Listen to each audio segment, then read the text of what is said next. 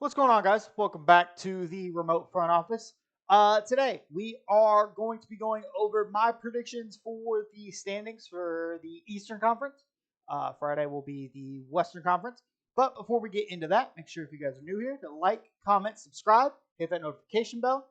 We are slowly approaching the NBA season here, so we can actually get into some actual content related to the season. I can't wait. Excited to watch games, react to them, talk to them about with you guys.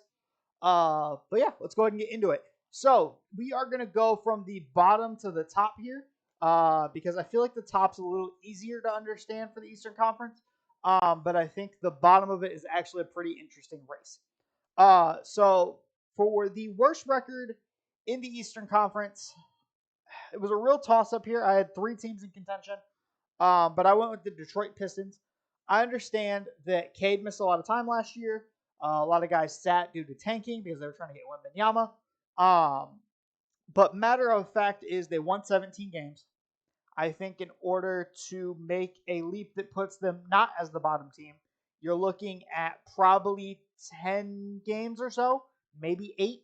And I just don't know currently if they have that in them, right? I still feel like this team is a little too center heavy. I feel like they're missing some shooters. I feel like this team's still really young, needs to develop. I'm curious what a Stars rookie year looks like. I'm curious the pairing of having Jaden Ivey and Cade together for a full year looks like. There's just a lot of question marks with this team, so I wasn't quite ready to have them make that leap yet.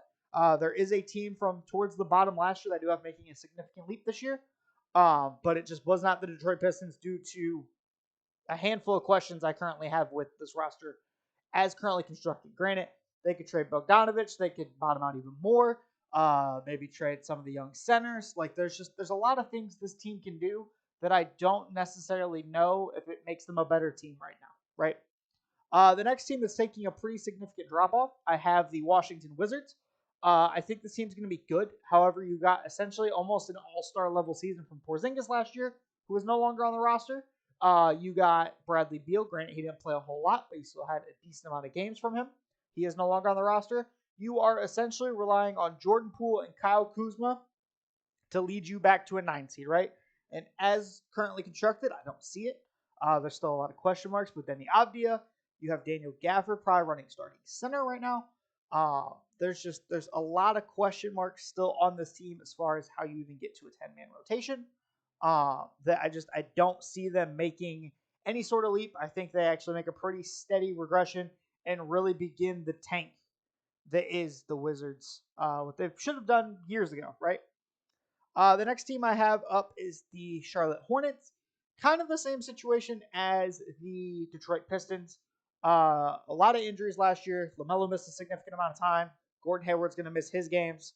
They didn't have Miles Bridges last year. Granted, they might not have Miles Bridges this year. That's a whole other topic that I don't want to cover today. But I just think there's a lot of turmoil in that organization, and turmoil typically doesn't lead to winning games, right? So based off of just that alone, even if they do make a jump, again, I don't think it's a significant jump. Whether LaMelo progresses even more into a star, or if he just stays more of a TikTok clip kind of guy, right? Um, I am curious to see Brandon Miller's rookie year. Granted, again, I don't think that results in wins, but I think currently they are pretty firm to be at the bottom 3 of the East. The next team I have up is going to be the Orlando Magic. I think, again, progression. I think they're still just kind of missing that star player. Franz Wagner is very good, but again, asking Franz in still on his rookie contract to be that guy right now, I just don't see it. Paolo year 2, I'm curious to see what kind of progression he makes. But I think just as currently constructed, without having that star level player, and still kind of trying to figure out the point guard situation as they have a lot of depth there. Again, a lot of these teams, I don't see the significant leap in a lot of these teams like I do in a couple other teams. Next team I have. I am probably the lowest on the Bulls out of most places I've seen do their projections, right? I have us at, let's see, what is that? 11th. Granted, I thought about having us lower, but I think as currently constructed, I think the big 3 is enough to get us to an 11th seed, right?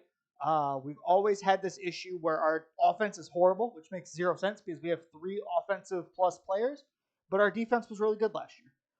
even though we really only have Alex Caruso to thank for that for the most part. I think this team regresses. I think eventually, granted, I don't think DeMar slows down. I don't think Levine slows down. I think Vooch maybe starts to decline. Patrick Williams has not made the jump yet that he needs to make in order for this team to be good. We are yet again another year without Lonzo. I think Lonzo really helped make this team tick. And I think we lose a lot of close games because we don't shoot threes. Again, in the preseason, the first game we shot 30 plus threes, and since then we haven't. So I think, again, just having this current construction of a roster where we don't shoot a lot of threes, not a lot of defensive positive guys, and for whatever reason, the offense is just always super stagnant because you're relying on DeMar or Levine to go get you an elbow line jumper, basically. So that's why I think we are as low as we are. Hopefully, maybe that shines a light onto the front office. Hey, you didn't even make the playoffs, didn't even have a chance for a play-in game. Let's rebuild, let's retool, let's restart. Right? That's kind of what I'm hoping for. At number 10, I have the Toronto Raptors. I think people are making light of Fred VanVleet being gone. I understand he wasn't great last year, but I still think he's a really good player. I think he just made the team run, right? They got a lot of guys that I think are more secondary ball handlers on this team currently, and without Fred to orchestrate it, I think it really starts to become noticeable, right? Pascal Siakam can handle the ball, but you don't want him as a full-time ball handler. Scotty Barnes, I don't think is a full-time ball handler. Dennis Schroeder's good, but it seems like it's almost just World Cup games at this point, right? So I do think that they are not really going to advance anywhere, and I think maybe after this year they do look at starting to fully commit to a rebuild. The next team I have, this was probably, I would say, the second hardest team to place. That's the Brooklyn Nets. The Brooklyn Nets finished as the 6th seed last year, but that's also because you had KD and Kyrie for the first half of the year, right? And then they traded them, and they went 12 and 15 afterwards. So granted, I think Mikal Bridges has proven he's good. I think this team is solid.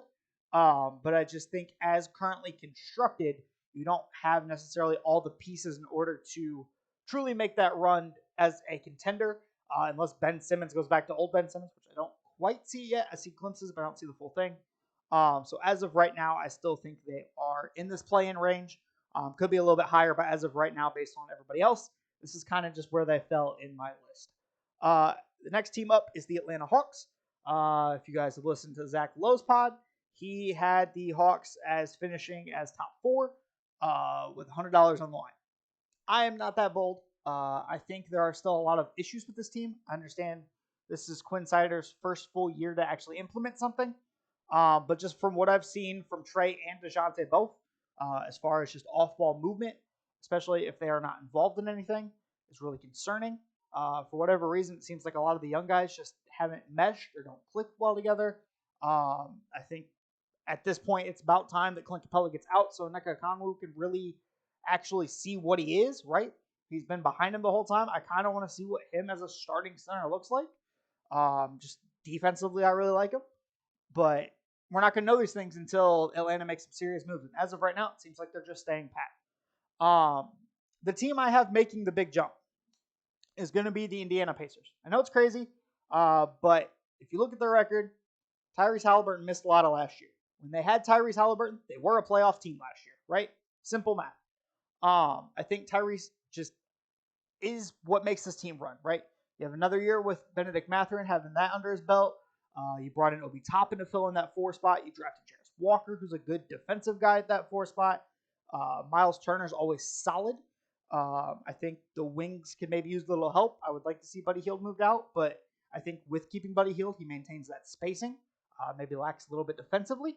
But I think as far as just a run and gun team, they're going to be fun to watch. Maybe Obi Toppin plays some small ball 5 minutes for this team, and you really just let Tyrese run the show and really get that pace up, right? So with that, I think that they are considered for that play-in spot. The next team I have up is the Miami Heat. I understand that they were in the NBA Finals, but we go through this phase where the Heat are in the finals, and then they kind of struggle, and they go back to the finals, and they struggle. And also, it just seems like they care a lot less about the regular season, right? Kyle Lowry's another year older. Butler's another year older.